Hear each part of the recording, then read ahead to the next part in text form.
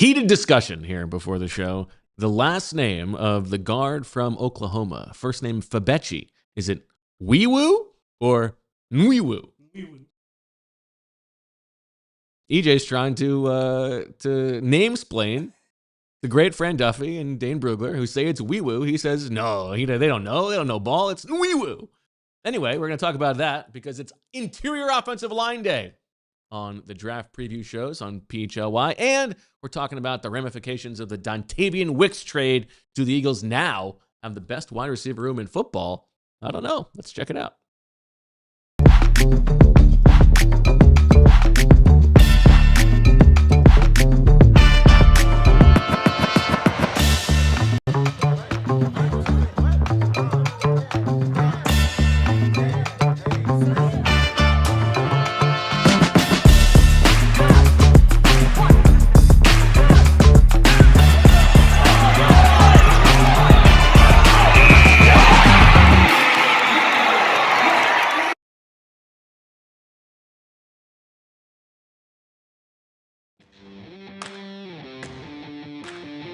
Hello, everybody, and welcome to the PHLY Eagles podcast on a beautiful Monday, live from the Xfinity Studio and presented by Ashley and Bet365. This is the PHLY Eagles show. Bo Wulf, EJ Smith. It's Interior Offensive Line Day. We'll be talking about the guards and the centers. Big the guard, heads in there.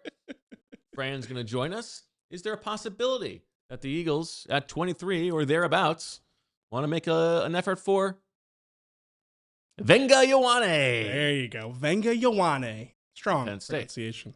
We'll talk about that. Talk about the state of that position as the Eagles try to potentially plan for life without Landon Dickerson. Tyler Steen is on the final year of his rookie deal. Lots of interesting short-term, long-term implications there. Did you see some pictures of Landon Dickerson at the royal wedding this weekend? The royal wedding. You know, I guess you could call Lane Johnson a royal member of the Eagles at this point. I think so. I think he's a Rushmore regal potential. Regal. Yeah. You know, he has a regal playing style. I like that. I like where you're going with that. I did see the pictures. Looked like a very nice wedding. The thing that jumped out to me was like the seating facing each other, and they're at the center of it. Like there's like quadrants of seating. Did you see that? No. It's like there were quadrants. From the reception, not the... no, I think it was the ceremony. No, the ceremony. There were quadrants, and it was like and they were in the middle. They were in the middle. Oh, kind of like a Shakespearean Globe theater thing going on. If you say so. Yes, I thought it was nice. I thought it looked nice. In the round. Yeah, it looked like a very nice wedding. Very, very like fitting for Lane Johnson in that it was like, you know, he like has like the country feel to it, but it's like got a very like classy feel as well. Okay. So, yeah, I really enjoyed playing like spotting an ex-Eagle. Yeah, in that's the pictures. Fun. Yeah. And then like, Nate Gary got the invite. That's fun. I love that. Yeah, Todd Harriman's looked good in those pictures. I mean, looked awesome. Todd Harriman's one of the most handsome guys going around. Yeah, I agree with that. And his looks great in his post-playing career, no doubt about it. Yeah. You know who I thought looked great? Who? Isaac Seumalo. Yeah, he looked happy, didn't he? I mean, first of all, to get to see a smile on Isaac's face. Yeah, it's rare. That's fantastic. Like, boy, I wish he would show that bad boy off more. Yeah. And he had those tight cornrows going. Yeah, yeah. Because at first I didn't recognize him. Fantastic. At first I was like, who is that smiling man with the cornrows? And it's like, oh, that's Isaac Seumalo. Yeah. So, yeah, good for him. That's great. Good for him. Yeah. Saw a little Camus Gruget Hill. Oh, sing the song. Good song. Camus Gruget Hill. We'll go to the wedding, I guess. That's a Smith favorite. That one. Brandon Brooks. No Daniz, unfortunately, but maybe he had plans. Yeah. The Stouts. Yeah, saw them. Stouts out there. Yeah, I'm sure. I mean, it was very unsurprising that they were there, but yeah, it was nice to see them there. I bet that was a fun time. Oh yeah, I'm sure that there will be more content to come out from that. Like there'll probably be some videos from the reception. Okay, you know, maybe as time goes on, people will be more comfortable to share some of the fun parts of the wedding too. So yeah, it was fun. What's your wedding personality as a guest? Ooh, that's a good question. I'm a big crier at the reception, which I know sounds like strange. At the reception or at the ceremony? Both, but reception. Okay. Yeah, like parent-child dances. Yeah. Oh my God, they just knock me out. I sob. So yeah, cry at those. We need to be far apart from each other because we are both crying. We will just both be crying. Yeah, I'm like you guys. People who listen to the show know I'm very romantic, so I like a wedding. I don't dance that much at a wedding though. I dance when my wife wants to dance, and that is that's the bar. So yeah, but I think I'm a good time at a wedding. I think I'm thoughtful. You know, I make sure everybody's good. I try to be the glue guy at the table. You know. Are you busting the table? What? What do you mean? Like I'm like, you know, making sure everybody's having a good time, having conversation with as many people as I can. Okay. If somebody needs something, I'm not like busting the table. I had to figure out what you meant by that. No, I'm not like, you know, I'm not bringing food or anything, but making sure everybody's good. Yeah. Okay. All right. Sweet. Let's talk about Dontayvion Wicks. Yeah. The Eagles making this trade on Friday, late afternoon, sending a 5th-round pick this year, a 6th-round pick next year to the Green Bay Packers for Dontayvion Wicks, the wide receiver, and also signing him to a 1-year extension worth up to, and I think we're waiting on some specific details about what the up to is here, but up to around $11 million. And I think we can read the tea leaves that this does feel like it makes it more likely that the Eagles are preparing for life without A.J. Brown. However, I think it's also okay for us to at least entertain the possibility that that's not the case. Yeah. And if it is not the case, this is a huge departure from the way that they have built the roster. And I think we can talk about this in What's Brewing, presented by Wawa, because you know that the Eagles, under Howie Roseman, with Jalen Hurts as the quarterback, have always had a very narrow target share. Now, part of that is because they've got A.J. Brown and Devontae Smith and Dallas Goedert. And anytime you're not throwing the ball to those guys, you kind of wonder why that is the case. However, I think there are reasons why that is not the most efficient way to go about building things. Howie Roseman talked about at the owners' meetings that they have not had enough depth at that position. You think about how things worked in Green Bay, where it was much more spread the ball around. There were 4 capable wide receivers who all brought something a little bit different. Do you think that it is possible that is what the Eagles are trying to do? Or do you think it really is kind of fait accompli, AJ is gone, and this is just them preparing for that? So I think you can look at it either way, because what I would say is that like the savviness that Howie Roseman builds a roster with, they have both options available to them still. I think that's the important thing to say first, is that, like, you know, Fran mentioned it on the show on Friday after the trade, that Dontayvion Wicks can live in a receiver room with A.J. Brown. Like, you know, if you have those 3 guys, that's a very good receiving trio. So it's not to say it's like an impossibility. It's not pushing A.J. out the door that you traded for Dontayvion Wicks. But to be honest with you, the more I thought about it over the weekend, the more I felt like I honestly probably couched it a little bit too much on Friday's show. You know, to bring our listeners behind the curtain a little bit. Like, we shoot like you know, reaction videos, like shorts for YouTube, and make sure you go find those videos and like them for us. You juice the numbers for us a little bit there. But yeah, when I shot like a quick, immediate reaction to it, and I said something like, you know, it certainly seems like the Eagles are preparing for life after A.J. Brown. And then I thought about it more and more, and then I was like, maybe I'll soften that a little bit. You know, like, are the Eagles doing that? You know, asking the question instead of saying it definitively. And the more I thought about it over the weekend, the more I'm like, that immediate reaction, that one I sent first, like, that one I think is safe. I think that's fine. I think it's fine to say that it's becoming clearer that they are preparing for life after A.J. Brown. I think the fair way to say it is that if this is not the precursor to an A.J. Brown trade, the Eagles are doing something they have never done before with Howie Roseman, because you're now talking about, like, committing to 4 guys on the roster. Yeah. As you know, you're paying Hollywood Brown real money, and you're committing to Dontayvion Wicks for paying him real money the following year, right? Yeah. And so you could squint and say maybe this is them preparing for A.J. Brown being gone next year, and you're locking this in ahead of time, and that's a possibility. And certainly it makes sense for them to be injury-proofing the group a little bit, and maybe it means that they don't like the wide receiver class here, and this is what they want to lock in. But in terms of Howie Roseman maintaining roster flexibility, and how much he cares about that, for them to do this preemptively, it really would be against the way that he usually builds a roster. Yeah. And I think what we should say, you know, because there will be people who make this argument, so let's acknowledge it. They're not going to give him away. They're not going to just trade him to New England for nothing. Like, so there's obviously that possibility that the Eagles won't get what they want in an A.J. Brown trade, and he'll come back. But setting that aside, because I think that it is likely at this point that the Patriots and the Eagles will work out a trade that works for both sides in terms of compensation. Yeah, I think that they've done. I honestly think like if they trade AJ for a future first and then they use a top 100 pick on a receiver that, maybe it's Chris Bell, maybe it's Omar Cooper, maybe it's, I think Denzel Boston's been a name that's been linked to them a lot recently. If they add, I would say either a first or a second round receiver and your room is Devontae Smith, Dontayvion Wicks, and then a high draft pick that has a lot of upside, that is a pretty solid receiver room relative to other teams in the NFL. So for that reason, I think, again, they've maintained flexibility with this, but I think it is preparing for the life after AJ. And I think that you made a good point that it could be next year.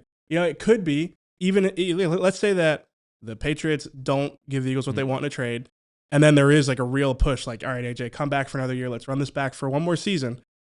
Maybe a lot of those, and this is speculation, this isn't informed speculation here. Maybe a lot of that up to $12 million for Dontayvion Wicks, maybe that is a lot of like incentives that reflect you might be wide receiver 2 on this team in 2027. So I think that that's also a possibility, but it's hard to imagine Wicks agreeing to that if it is fully incentive laden and he doesn't know what his role is going to be. Right. That would be and it's not like he's got some, hokey agent. He's got one of the high powered agents. Yes, so I would be surprised if it is all fake money. I think that the other possibility here is that this is them preparing for the possibility that the AJ trade conversation becomes more live again during draft weekend. Right. That's so if you could, I mean, again, this is pure speculation. You could argue that this is like, okay, they've got to deal with the Patriots worked out for June 2nd, and this is them filling that hole. It could also be, hey, what if a team who thinks they're out doesn't get a wide receiver they think they're going to get? All of a sudden, they call and come up with an offer, a pre-June 1st offer that's going to make it worth our while to do it pre-June 1st when we got to take on all this dead cap money. Yeah. And we can't scramble then to get a wide receiver. We have a guy in place so that we don't have to reach when we're on the clock. Yes, and I would argue that the price on Dontayvion Wicks in a world where that happens is higher post-draft if the Eagles are more desperate. Right. Or Dontayvion Wicks could be a target for another team, right, which could explain the timing here. So, I think all of this matters, and we're kind of reading tea leaves, but I think it's important.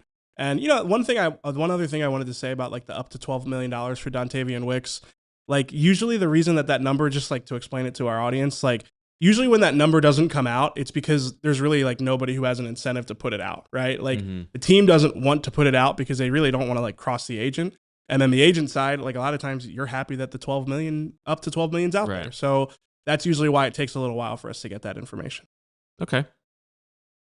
So you feel solid about this group?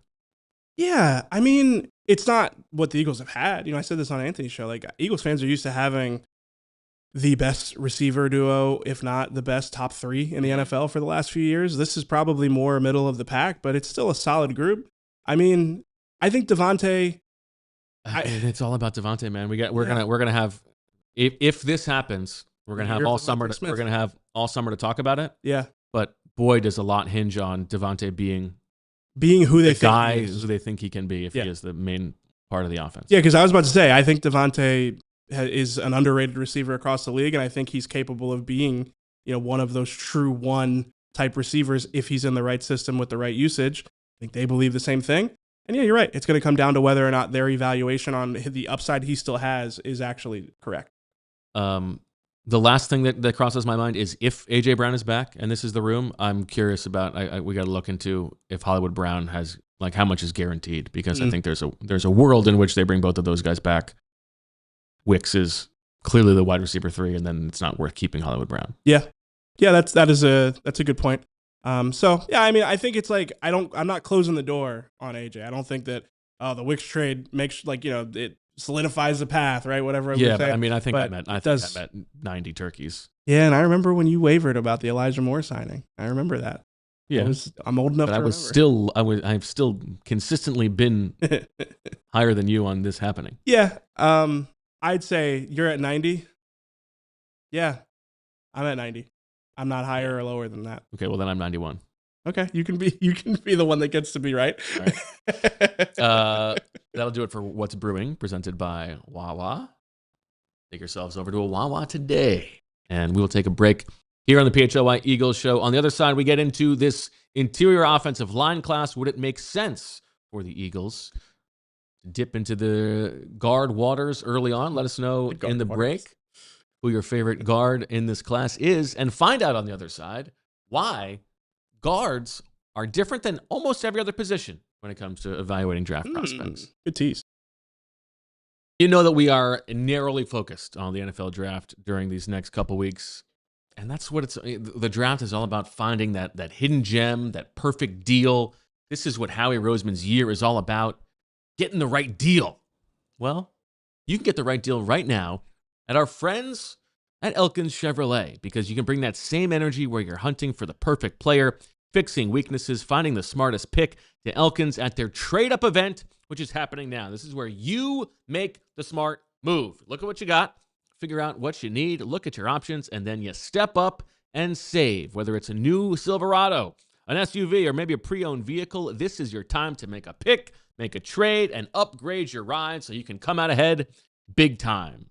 Take it to the next level at the trade-up event at Elkins Chevrolet going on right now. Real brothers, real deals, and a whole lot of honking good service. Elkins Chevrolet on Route 73 South in Marlton. Together, let's drive. All right, Eagles are looking for a game breaker, game changer in the first round of the draft. Well, they need to look no further than Rita's, because there is a game changer going on right now. That is the Gelati Sundae, which has officially arrived. And yeah, this thing is scrum-diddly-dumptious. Why settle for just one flavor when you can have everything? With the Rita's Gelati Sundae, you're getting layers of their classic Italian ice, that rich, creamy frozen custard, and then topping it all off with, well, whatever you're in the mood for. Probably not mustard, but still. Full customization, mix, match, build your own masterpiece. Every cup is different. Every combo hits. I'm telling you, once you try it, you are not going to go back to just one flavor again. Download the Rita's app if you want to make things easier for yourself. It allows you to find the nearest location, order ahead, and when you sign up, you get a free small ice. Bottom line, make this sweetest season the best with Rita's ice, custard, and happiness. Be cool. Go to Rita's. Back on the PHLY Eagles podcast. On a Monday, let's check the Super Chat, because this is, I believe, related to the Dontayvion Wicks discussion before we move on from the guards. Pat Phoenix, our old friend, says, knowing what we know now, if you wanted to acquire a Mannion wide receiver from Green Bay, would you rather have made this trade or paid what New England gave to Romeo Doubs? Paid what New England gave to Romeo Doubs? I'd probably make this trade. I agree. Yeah. I like Romeo Doubs, and I think he probably is, probably more in line with what I would envision a Mannion receiver looks like. He's a better player. Yeah, but stylistically, he's just a more well-rounded player. But I think when I think of what I'm expecting to see from Mannion receivers, they are mostly guys who can do enough in the run game to be on the field, on every down, and then also. Really, the thing that stands out to me is guys who can basically get away from people on crossers, run after the catch. And I think of Romeo Doubs more of that than I do Dontayvion Wicks.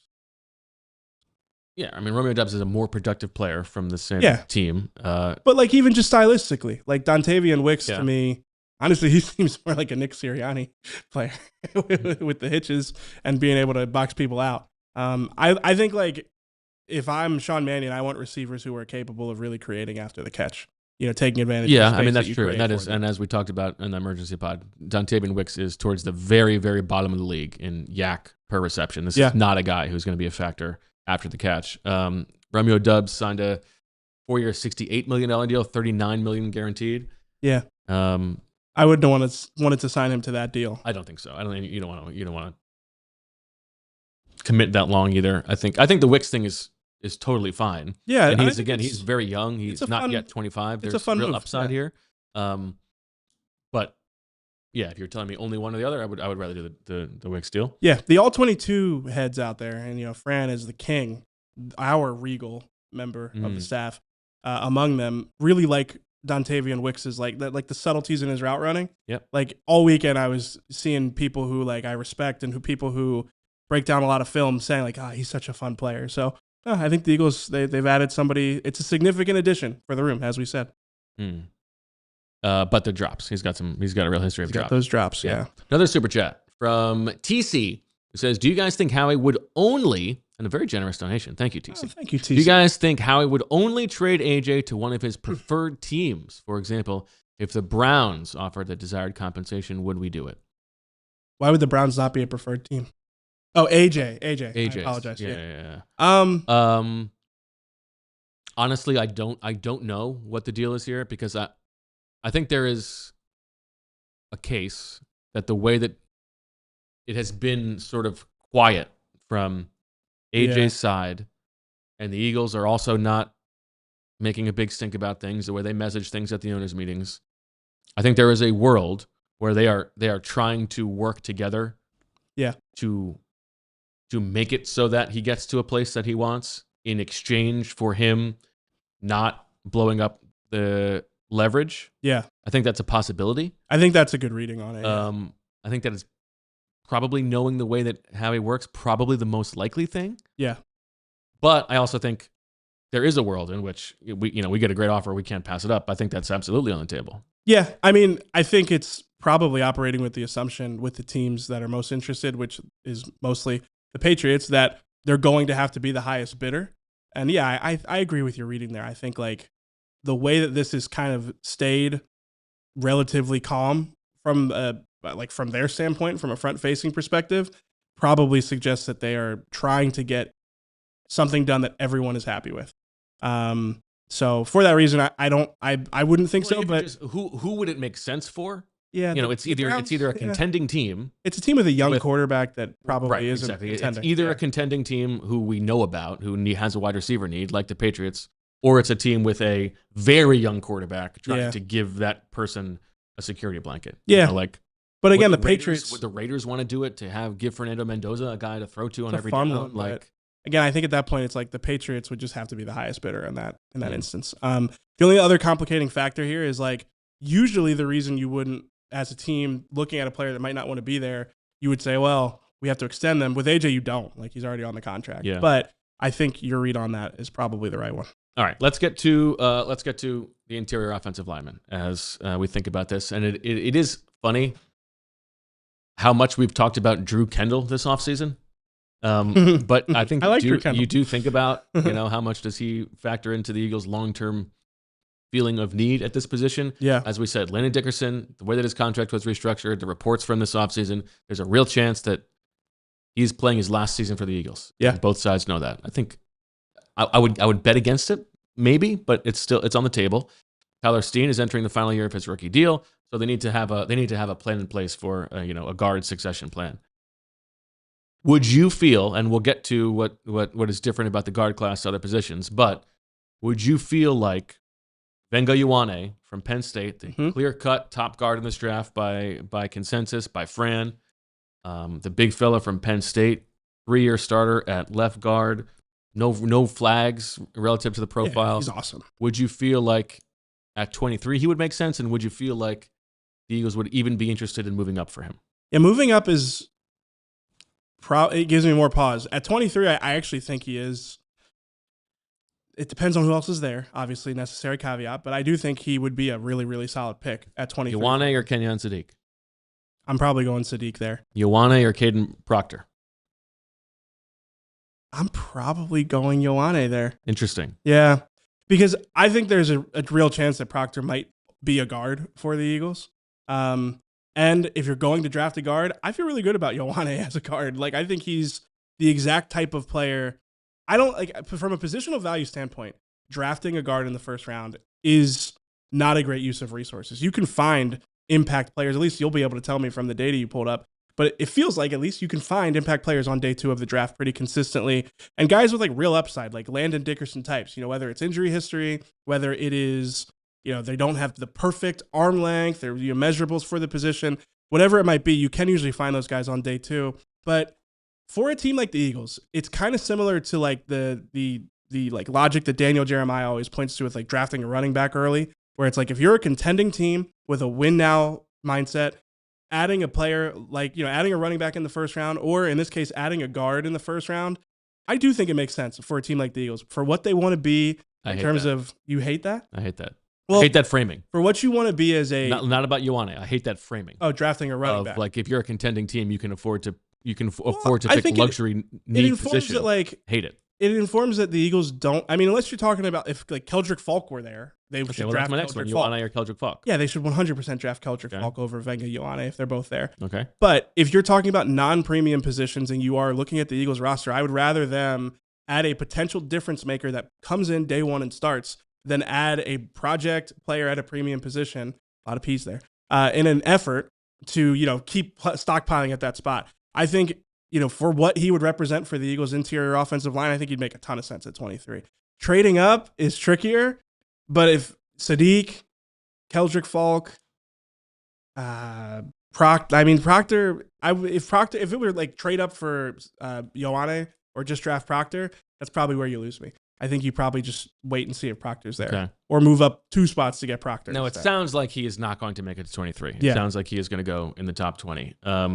I will tell you now about the guards because it is the most different position. I mean, it is different than every other position. How so? And we can flip this up. So this is the sample I'm always working with. The players over the past 10 plus years who have gone to the Pro Bowl or initial Pro Bowl or first team All Pro. Where do they come from? Where do they get drafted? And the guards are like the outlier. It is the latest median pick. The median pick for an elite guard is the very back end of round 2, 60.5.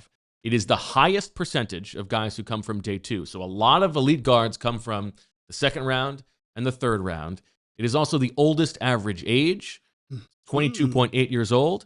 So you care about it a little bit less with guards. Now there's one 25-year-old. And there's only a few 24-year-olds. It's mostly that it's weighted towards 23-year-olds. And it's the lowest percentage of guys who come from Power 5 conferences. I don't really have a theory for that. Why? It's why, like, when we go through these guards, my opinions are going to be are much more tepid, and I'm leaning much more on Fran's scouting reports and stuff like that. I want to see how these guys move. But that also, what is not in there is that the history of round 1 guard only players not very good. So I enjoyed watching Ioane. Everybody agrees he's the best guy. Yeah. I would be pretty skittish at 23, even in a down draft. Now, he's only played left guard. He's never played right guard. I feel like if you're, and he's not gonna, they're not gonna move Landon Dickerson over right now. I saw he played some right guard. He played a little bit of right guard, like very little.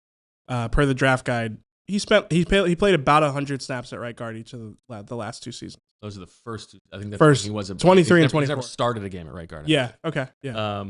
They did some cool stuff with him on offense where they're like flexing him out. He's an insane athlete, as our friend Daniel Gallen pointed out. 6'4.5", 320, long arms, big hands, good character on the jumps. I like the player. You can get. This is the one spot where like, if the draft is and this is why I don't like the framing of like a get a guard or running back if you're a contending team.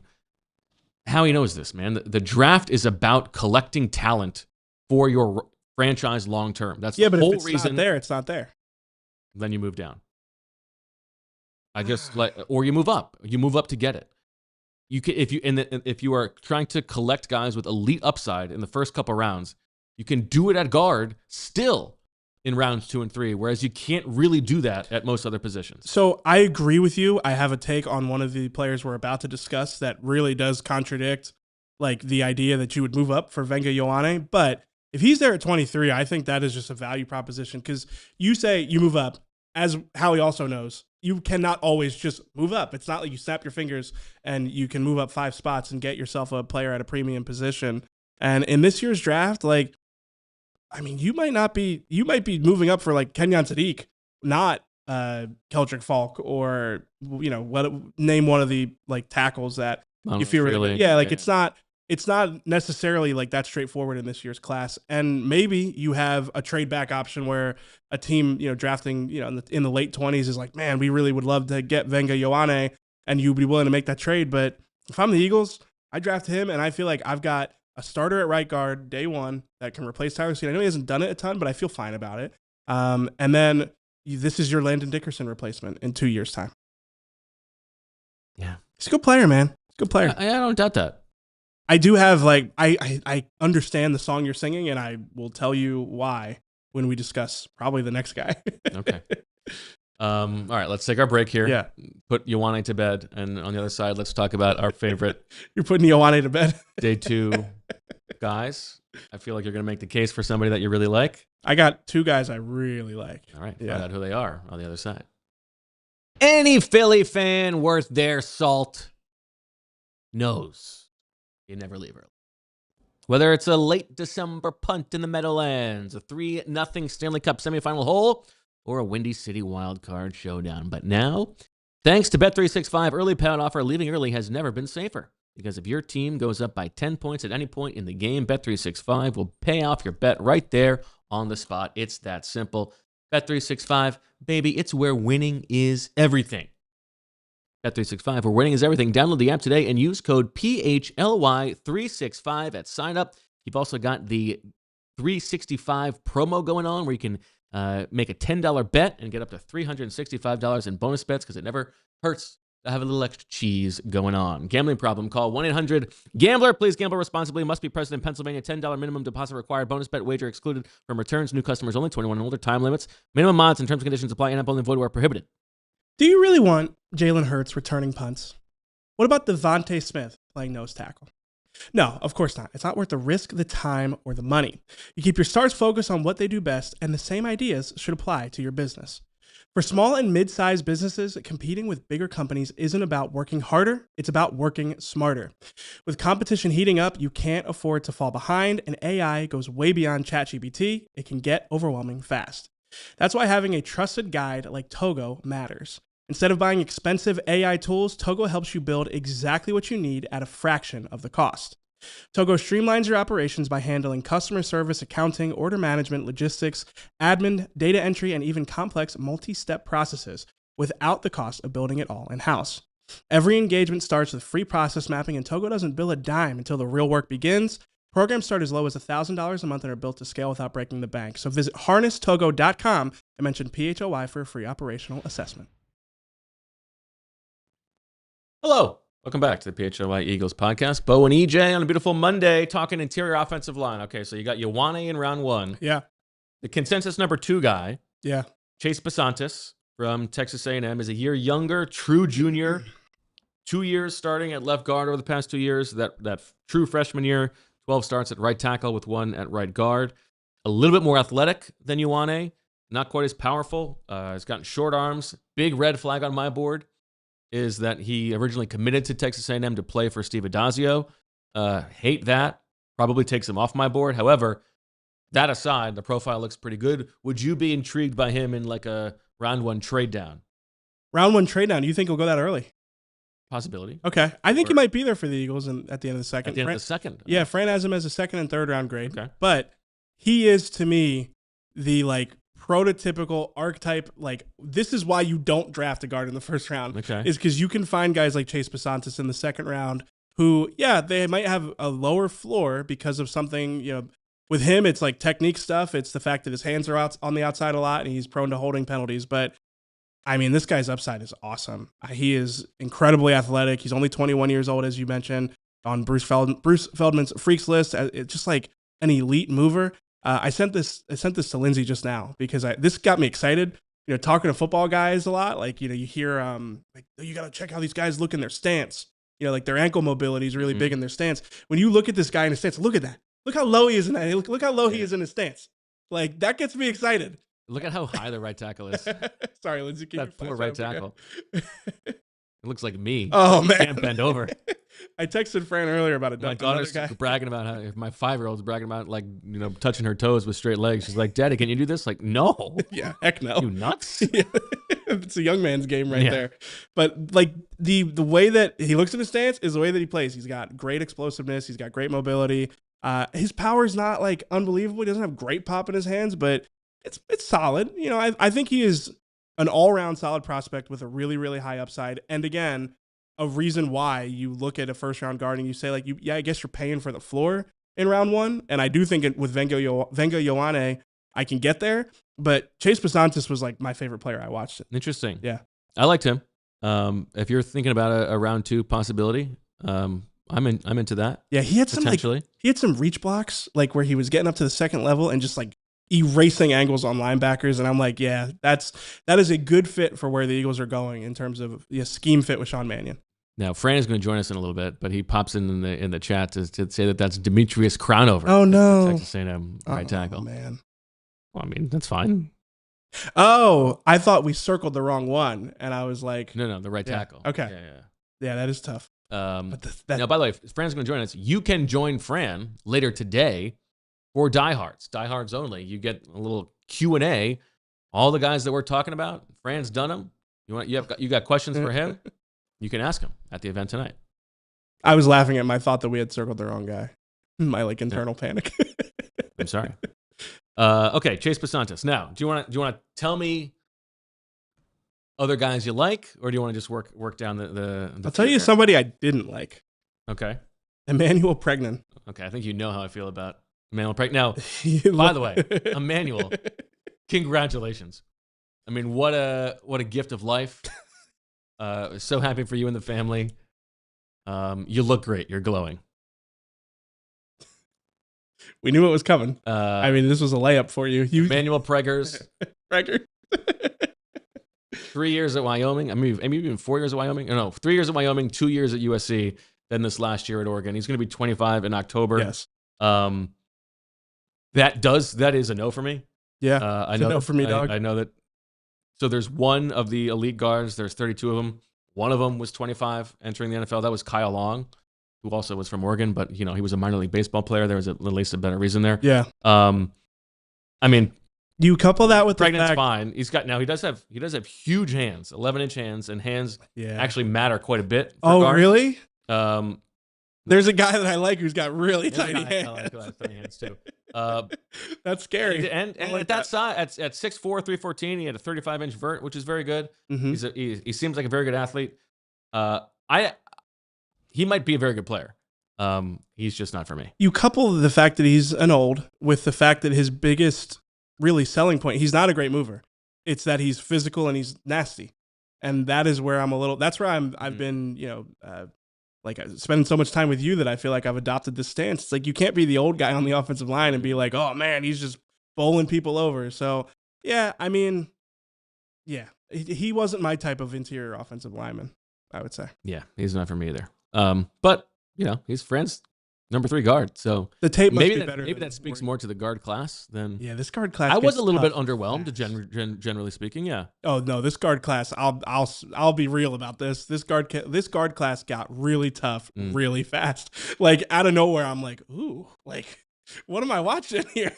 Like this guy is an NFL prospect. So yeah, yeah, but actually the same guy, I believe. Fran's guard 10 or his interior offensive lineman 10. He's 10.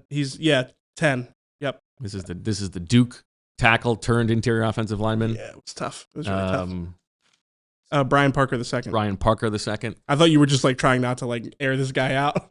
No, I had a different name in my head. Like best of luck to him. Was a little bit, maybe we're wrong. You guys just getting run through. Yeah, it was tough. That's okay. Even like the good reps weren't good. I quite like Keylan Rutledge from Georgia Tech.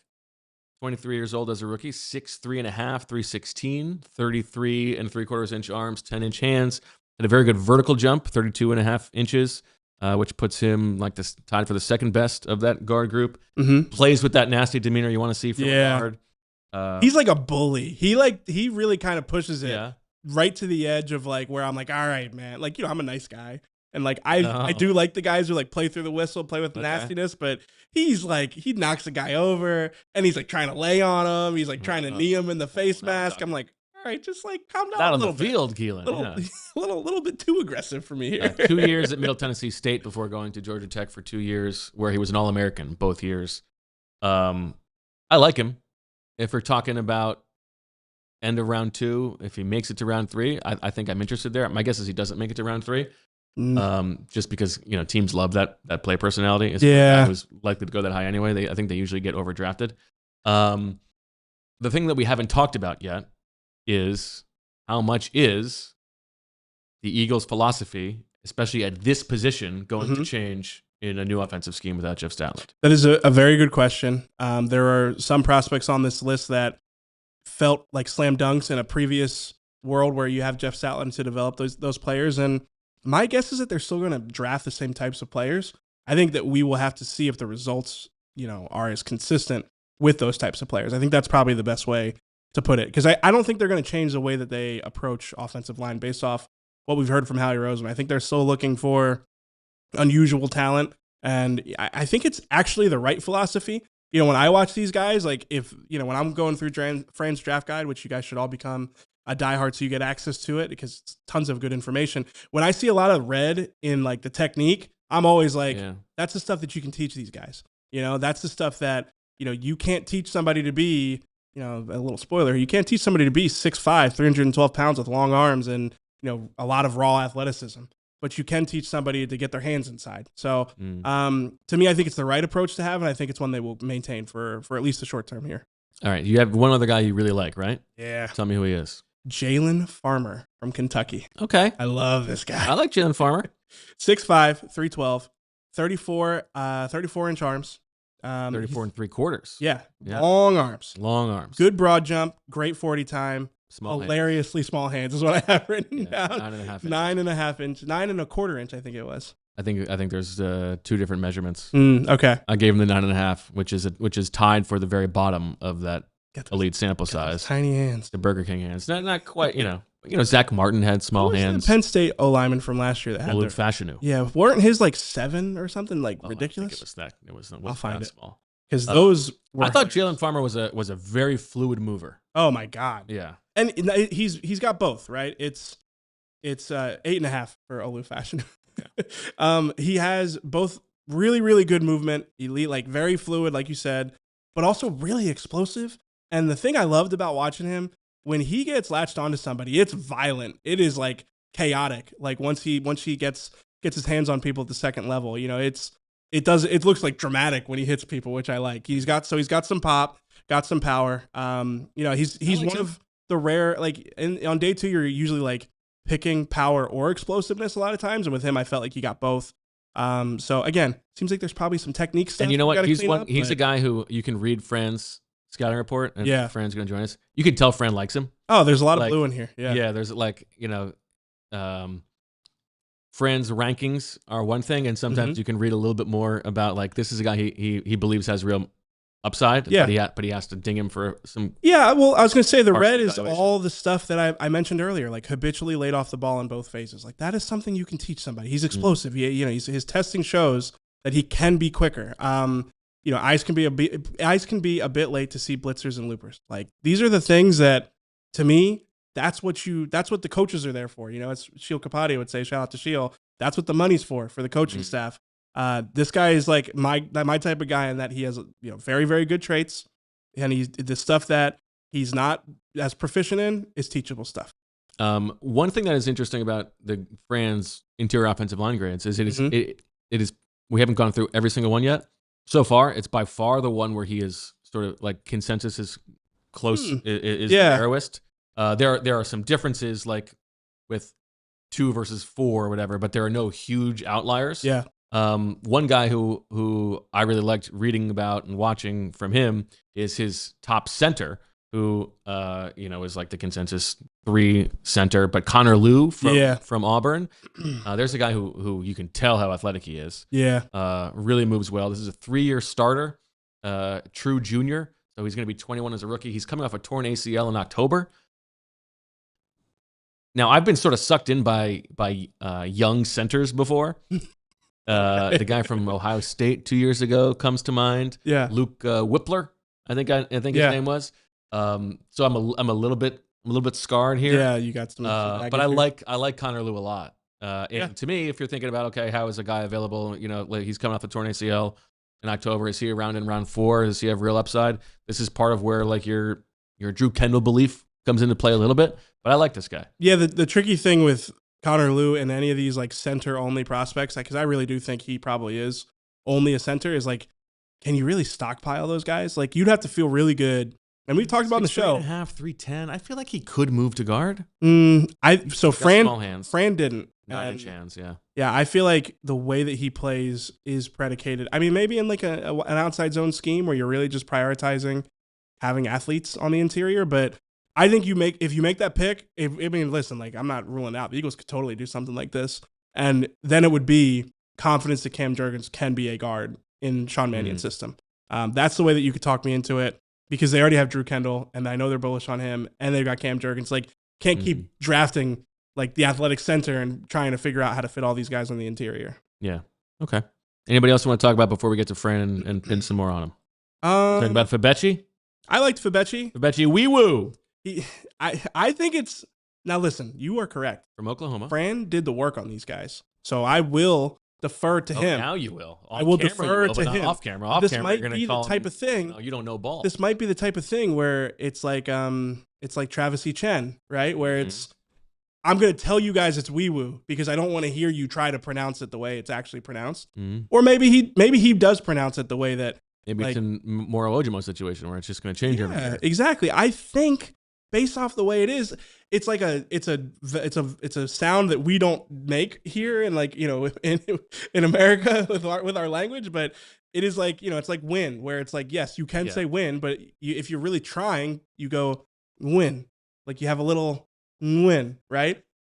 Maybe this is a Nwaiwu type of situation, but he doesn't want us to be trying. He doesn't want jabronis like me on the podcast going Nwaiwu. So I get it. Febechi Nwaiwu from Oklahoma. I like how you didn't even try there. North Texas transfer. Has played a little bit of tackle, a little bit of center in the past as well. So there's some theoretical versatility. Weirdly low vert, but I liked watching him move as well. Yeah. I do aesthetically like a little bit more gut in my guards. He's almost too well built. Too pretty. The flip side to that is I then watched Billy Schrouth from Notre Dame. Yeah. Who's got some gut, and I did not like that guy. Yeah, you didn't like him. Given the two, give me Nwaiwu. I was fine with Billy Schrouth. He was a very workman-like interior offensive lineman. Here's the thing: you read Billy Schrouth grew up one of like 5 kids on a cattle farm. Yeah. I don't think you need to watch the tape after that. I think you know exactly. You hear that one piece of information, and you know exactly what you're getting. Yeah. I completely agree. And then Brian Parker really just made me lose all will to watch the rest of the group. And I did not. There's a couple other guys I didn't love, but there's a couple late guys who I want to ask Fran about who he saw in person, did not get a chance to fully do yet. One of them in particular I want to ask him about. Find out who that is on the other side when Fran Duffy, the great All-City NFL draft analyst, joins us live. Did you win? Who cares? You know why? Because there's always another way to win at the BetParks online casino app. You can check out brand new casino games like Puff and More Puff and Fireblaze Sky Queen, which is a BetParks exclusive. It's the only app I ever use to play all my favorite casino games in the palm of my hand. Play blackjack, roulette, craps, poker, baccarat, and hot online slots like Cash Eruption, 88 Fortunes, and Cleopatra online slots. If you're a big pop culture head, you can also get hot online slots based on your favorite streaming shows like Walking Dead, Squid Games, Breaking Bad, and Peaky Blinders. Go to betparks.com and download the app right now. If you're down in the first 24 hours, you get up to $1,000 casino bonus back. Must be 21 or older. In Pennsylvania, New Jersey, Maryland, or Michigan for BetParks. You love to play. You play to win. You bet. BetParks. Gambling problem? Call 1-800-GAMBLER. The Fanatics app is the all-in-one destination for every part of your sports fandom. You can get official gear for your favorite teams and players, including the latest drops, exclusive releases, and must-have merch, all in one place. Playoff time is coming up for the Sixers, and maybe, hopefully, the Flyers. So now is the perfect time to get that hoodie, that t-shirt, that hat, or that jersey that you've had your eye on all season, just in time for the postseason. It's also more than just shopping. You can play free daily games in the app to earn something called Fan Cash, which you can spend on jerseys, game tickets, collectibles, and more. Imagine scoring some tickets to a Sixers play-in or playoff game and getting it just by playing their free daily games in the app. And the best part is that it's all in one place, and it's built for fans like you. Download the Fanatics app and start cashing in on your fandom today. App access open to all, 21 and older to play, no purchase necessary, U.S. only, void where prohibited. Back on the PHLY Eagles podcast, Bo and Fran, and you see the beautiful face there of Fran Duffy joining us. Fran, we're doing interior offensive lineman. You are Howie Roseman. You have a new offensive line scheme. I give you these 4 choices. Vega Ioane in round 1. Chase Bisontis in round 2. Keylan Rutledge in round 3 or Connor Liu in round 4? Which one? Oh, you should have done Febechi. Well, I didn't. The way I would look at it, I will say, just because of the nature of this class, I actually think all of those guys like bump them up a tier. Okay. Like I think Bisontis end of round 1. I think Ioane out of Eagles reach. I think Rutledge. I had Rutledge in the mock draft last week. Yeah. So I think he could sneak in, and then it was Liu in round Connor 4. That's just because of the ACL. That's probably maybe the most likely in that range. But to answer the state of the question, probably Rutledge in 3. I mean, just because I had him in the first round, and he's a guy I really just like enjoy the player. He's really tough and physical. He's got guard flex that he's played left and right. Has worked on snapping, so it's, theoretical center flex as well. I like Keylan Rutledge a lot. Okay, good place to start. Bisontis in round 1, man, that's a little rich. I like him. I like him a lot, but round 1, that's. I think this is a draft where, because of the nature of the class, and you guys now that you've been going through all these positions, you kind of see it, right? Is that because of the lack of like high end talent across the board, I think offensive line is typically seen as relatively plug and play, as relatively quote unquote safe. I think we'll see a lot of these offensive linemen go off the board. I did the mock draft last week, and in that exercise, I was like, all right, I kind of wonder what if the run on offensive lineman happens a little bit later in the first round, and I'm working on another mock draft now that I'm hoping to get down in the next couple days. And I think let's go the inverse here and see, like, all right, what is the ripple effects of that? I do think, and I think it's the more likely scenario with the offensive lineman going early. So, it's going to be interesting to see how that pans out for the Eagles. So let's play that out. Offensive linemen go early. So in that, so obviously the top 2 guys go in the top 10. Ioane goes top 15, and like Proctor and Freeling are both off the board before 23. Is that? I think both those guys potentially off the board by 17. Really? Wow. Yeah. So like you're talking about like 5 linemen going off the board. 1, 2, 3, 5 offensive linemen in the top 16 picks, 17 picks. Okay, and so who does then that push down for the Eagles? So now you're talking. Is there a chance that Caleb Downs goes to 18 or something like that, and the Eagles can move up to there to get him? I think Downs. I think so. Then, so if you have 5 offensive linemen, let's play this out really quickly. 5 offensive linemen.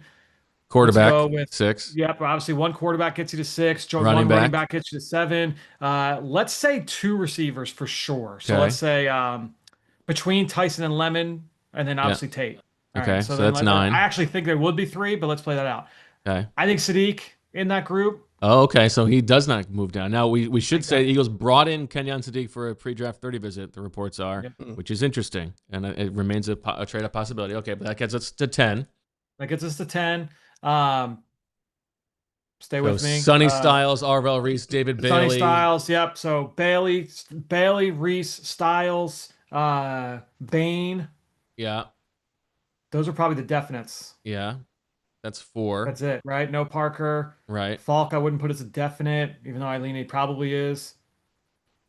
Yeah, okay, so let's get those 4. Delane, McCoy. Those 2. Okay. So that's 16. That's 16. Probably it. Okay. But that means Downs could potentially get to. Oh, I would put sorry. Downs in there. Okay. Yeah, that gets you to 17.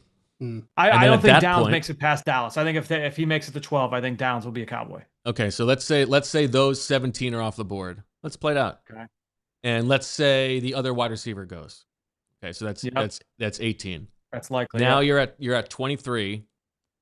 Is there someone you would be willing to move up 4 spots for if those are the 18? And I think you're thinking of Keldrick Falk as a possibility.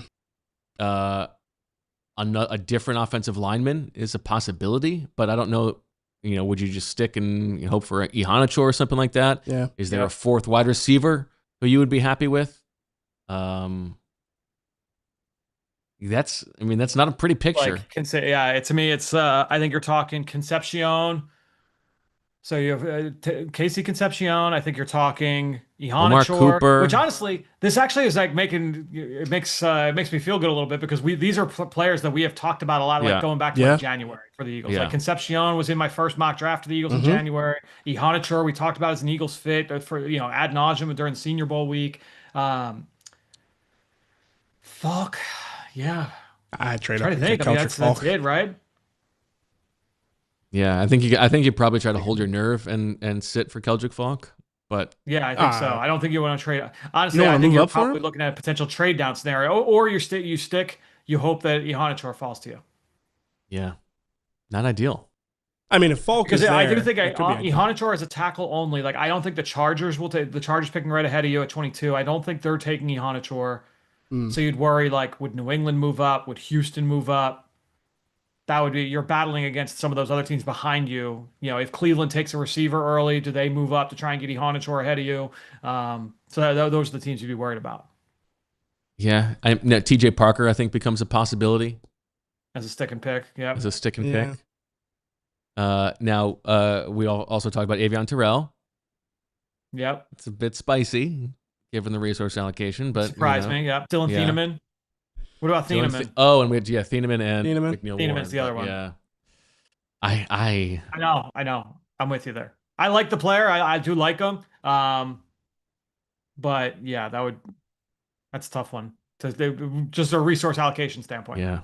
Okay. It's probably the worst case scenario that they're playing out inside the Jefferson Health Complex. But that doesn't feel like an unrealistic scenario at all. Oh, no, not at all. But it's one that they will have to be prepared for. Yeah. But we've talked about, I think, did we talk about this? Or was it? Yeah, I forget. The Eagles, I mean, they don't trade up as often but in the first round is when we see them trade up, more often than not. Oh, yeah. So you talked about this on a different show. Yeah, I believe so. Yes, correct. People should listen to that episode of the Philly Special. Thank you. Every episode I think that shout out to Shield and C2S. I think that to me, that is a likely scenario. So then you're trying to trade up to, maybe Minnesota at 18. Carolina could be a willing partner at 19. Yeah, but then it becomes like, okay, are you willing to trade a third round pick? Might not even get it done. Probably, maybe it doesn't. But would you trade 2 threes to get Caden Proctor? Like, okay, so a couple things. The reason why I pointed at Minnesota is that Minnesota does not have a GM right now. Yeah. So trade value, I think, might mean less to them. Also, I actually think this could be a conversation I had with somebody earlier today. Because of the nature of this class, trade value charts might be a little wonky. In that, we know like the 11th pick this year, I'm just throwing a number out there, is not equivalent to the 11th pick in a typical year. And so you might see teams willing to take less to move down. This has been talked about with the Arizona Cardinals at 3, potentially trading with the Cowboys without the Cowboys having to give up 20, which seems ludicrous, but in the nature of this class, like that might be something that you might be willing to swallow, just because, knowing like it's not a great group. Okay. All right, let's pivot back a little bit to the interior offensive lineman here. I will ask you the question that I have asked you for most of these guys, and I think it's a little bit different now that we are expecting some kind of change in the way that the offensive line works. It might not change what they're looking for in the draft at all, but if you are looking for like a day 3 guy who screams either Stoutland, Howie-like critical factors, or maybe could be a menace in a wide zone type scheme, who looks like a potential Eagles draft pick. You mentioned Jalen Farmer. Farmer is a guy that definitely stands out for me. Now, did we read that correctly? That reading your scouting report, you like Jalen Farmer? Guilty. Yeah, I do. I do like Jalen Farmer. I like Farmer, and similarly, I also like Jeremiah Wright for a lot of the same reasons. And Jeremiah Wright, this is a converted defensive lineman, moved over to offense full time in Auburn, or at Auburn, I should say. So he's only been playing offensive line full time for 3 seasons. He's really stout. I think athletically, it's more just like the short area, like, quick twitch stuff, as opposed to like, oh man, he's really good on the move. And so depending on what the Eagles view their run game looking like and things of that nature, that may or may not be a good fit there. I think he will be 25 as a rookie. He's an old. Yep, older guy. But you explain that away by the fact that, like, hey, I wanted to go back and play another year. The Auburn, they had high hopes coming into this year. So I can kind of explain that away. Fran, I will let you think about this in a little bit of an interim, because it's time to head to Franny time.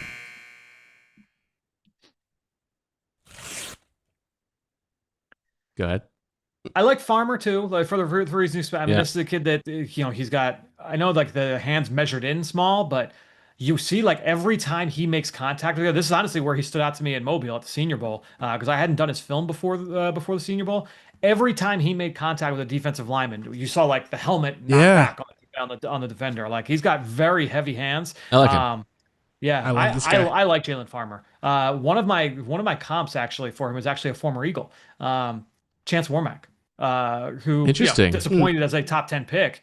But I think in terms of like play style, skill set, I mean, Warmack started in the league for a good amount of years. The Yeah. Eagles got him, at the very end. But I could see Jalen Farmer being that kind of like low end starter, really good backup type of player. So do you think this is a kind of like if Jalen Farmer makes it to round 3? Is Yep. this if you were thinking about adding an offensive lineman to this group for the Eagles, would who's available in round 3 be better than a veteran that you could acquire in a trade? It would depend on the vet. I think I just want I want young players. So like I think give me the mystery box personally. But I could see going the other way, especially if given truth serum, like Howie Roseman is like, yeah, like maybe we don't want to play with fire and throw too many young offensive linemen without stout in the building. Like if that's like that's the true. way he kind of feels, maybe hey, let's go with the veteran route with more of a proven track record. That's interesting. All right, I got a couple late guys to ask you about. Yes. Caden Barnett from Wyoming. You saw him at the Shrine game, I believe. I liked him. And you liked him, and he was at the combine. I kind of like a Caden Barnett. Yeah. He was not at the combine. Barnett. He was not at the combine. Yeah, he was a snub. If memory serves. I am pretty sure on that. Give me 1 second. Yeah, he was a combine snub. Roger, what are you doing? Oh, yeah, we can get into that's a whole other thing is the combine invite process. But no, I like Caden Barnett, just seeing him up close. And it's funny, I don't know by that point in the calendar, like who players are training with and stuff like that. I don't really have a good grip on. Didn't find out until like the end of the week, like as the week was coming to a close. He's working with Duke Manyweather and like those guys down there. And it's, so he's in the right house in terms of where he's prepping because Duke is that. By the way, anyone that doesn't know, like that's who Lane Johnson. And he's honestly like Duke is as good as it gets in terms of like any personal position trainer. And Barnett. He's well put together. He moves well. He just looked like a potential starter down the line. Now I haven't done the film yet, but I did like what I saw in person from Caden Barnett. And then I got one other one for you. Another late round guard. He only played right guard in college. DJ Campbell from Texas. Big guy, enormous hands. Enough to intrigue me. I struggled with his tape. Okay. I ended up giving him I gave him a camp body grade. I think he was a right guard only. Right guard only. Not a great athlete. Definitely a big body. Struggled in pass protection. I thought some of the technique stuff in the run game wasn't great. But like even like I was like, is the juice worth the squeeze there from a physical tools standpoint? Okay. I struggled a little bit with DJ Campbell. Okay. Even though he definitely looks the part. Really quick one for you, Fran. Gennings Dunker. I see some other analysts have him as a guard. You have him as a tackle. Where do you think he fits, and where would he fit in your interior offensive line rankings? I think I have. So basically, the way that I split guys up is I go like tackle guards, and then guards and interior offensive linemen. Okay, right? gotcha.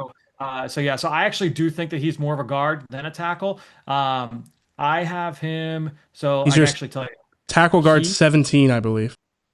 Yeah. Ooh. So I'm just looking at my horizontal board. He would be my 1, 2, 3, 4, 5, 6, 7, 8, 4, 7, 9. This is great podcasting. 12. He would be my 14. He would be IOL 14.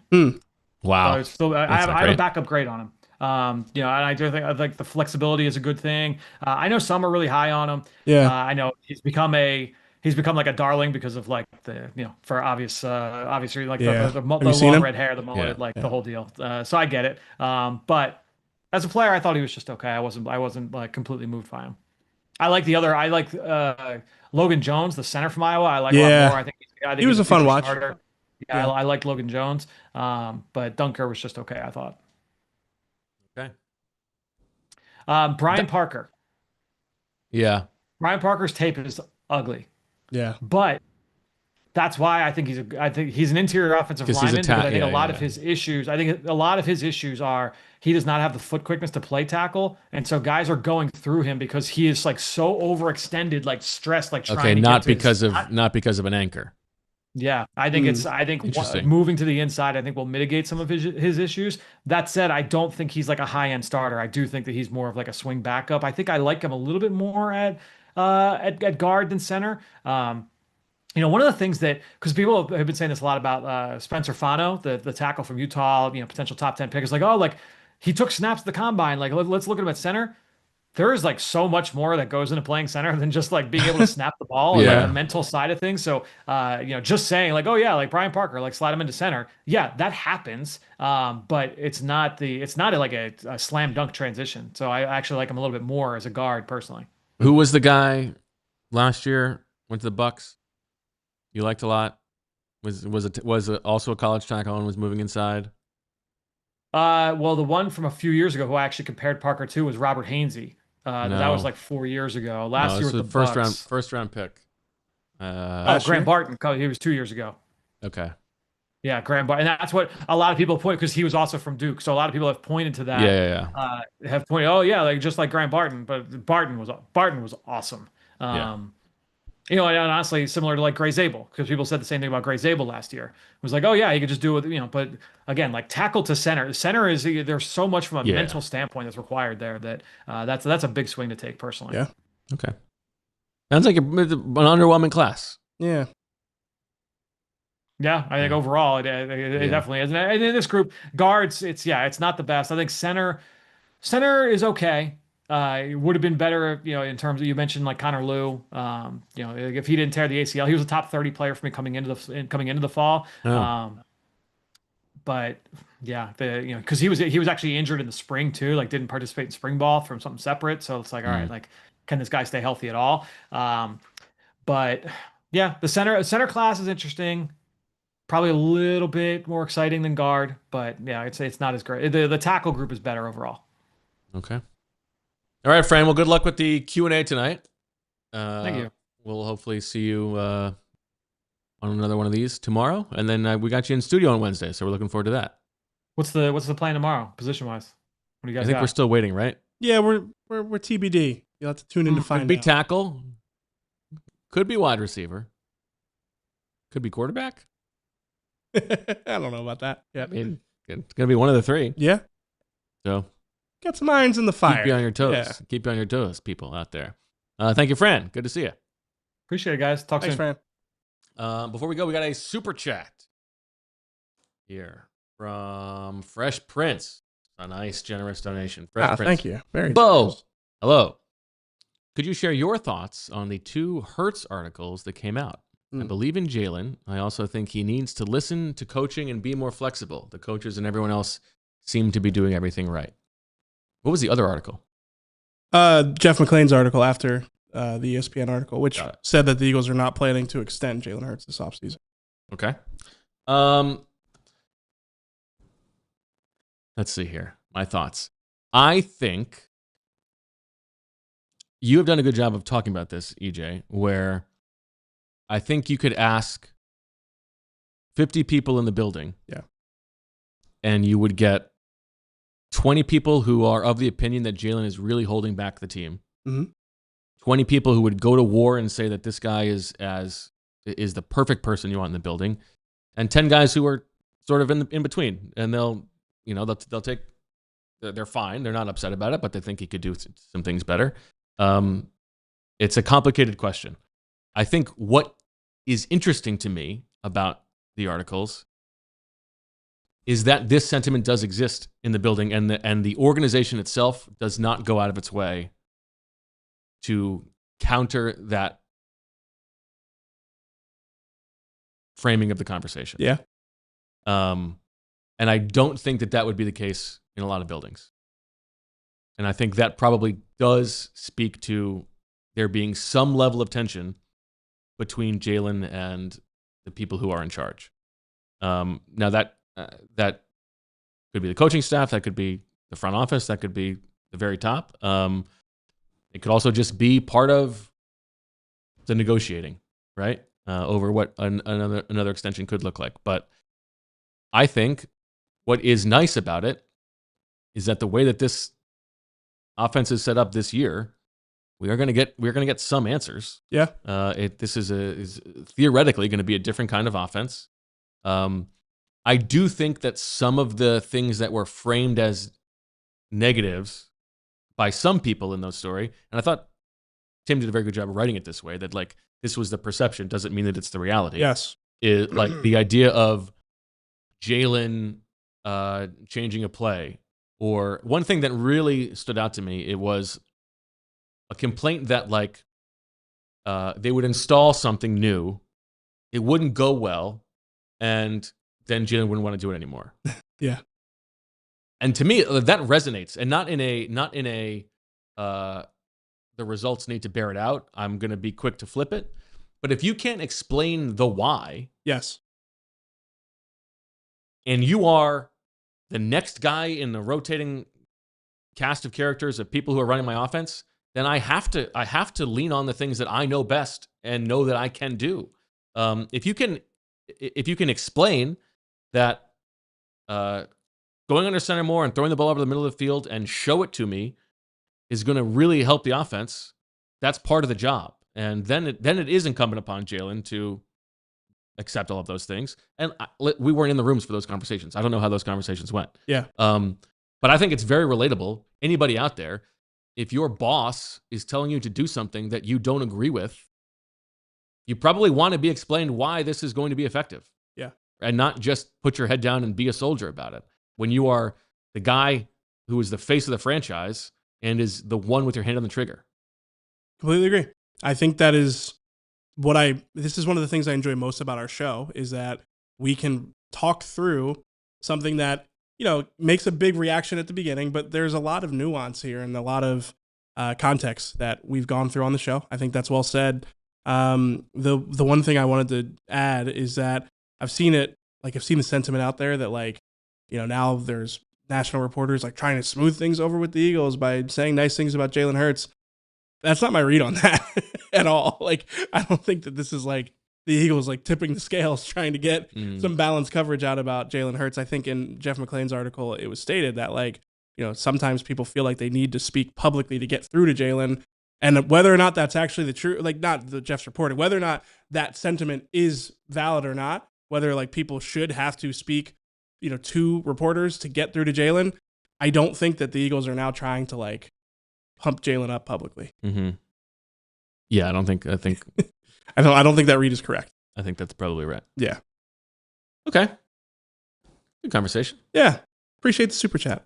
Appreciate the super chat. Very generous today, everybody. Thank you very much. We appreciate that. Yeah, absolutely.